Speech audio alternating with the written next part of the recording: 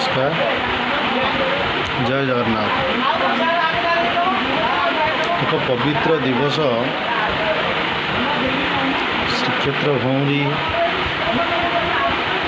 जो पर्व सारा श्रीक्षेत्र चलचंचल थिला। मठ मंदिर समस्त भक्त समाज समस्ते उत्कंठित थिले,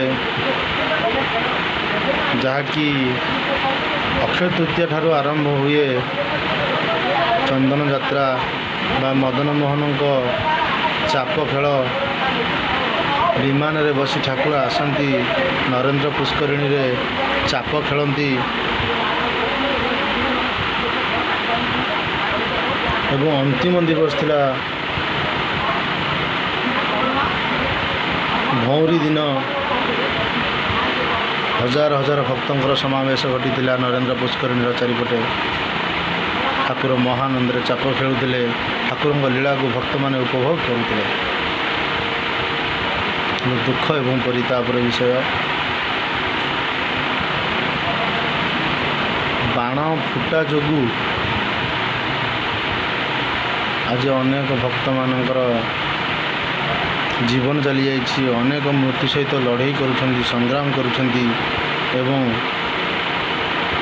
जंत्रणा छटपट होउछंती मेडिकल रे। किछि लोकंक सामान्यतम भूल पई आज अनेकंक मूल्यवान जीवन चली जाइछि एवं अनेक आज जंत्रणा छटपट होउछंती। तेणु विशेषकर अनुरोध करी प्रशासन को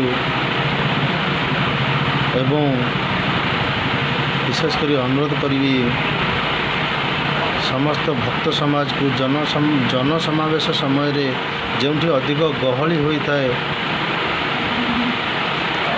दयाकोरी बाण परी मारात्मक जिनिसर व्यवहार करंतु नाही। आजिकल दीपावली भली पर्व रे लोक बाण फुटाइवाई आग्रह प्रकाश करूना।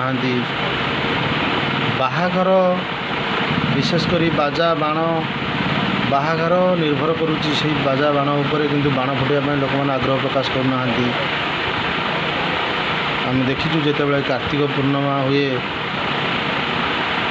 हजार हजार लक्ष लक्षर भक्त लक्ष लक्ष भक्त समुद्र कूल भिड़ जमाई था। से समय रे किछि भक्त थांती खुशी अनुभव करी समुद्र कूल बाण फुटाई था। समस्त को अनुरोध, जो मैंने निज पैसा रे बाण फुटातु किंबा कौन सरकारी सहायता रे बाण फुटातु। समस्त को अनुरोध, दयाकोरी जनगहली पूर्ण स्थान रे दयाकोरी बाण फुटातु नहीं। आउ विशेषकर प्रशासन को अनुरोध, समुद्र कूल बड़दाण्ड नरेंद्र पुष्करिणी जोंटिकी हजार हजार भक्तों समावेश होउची, सेठारे बाण को संपूर्ण ब्यान करा जाए। जय जगन्नाथ। एतिकी अनुरोध रखिए बोली आशा करी। जय जगन्नाथ।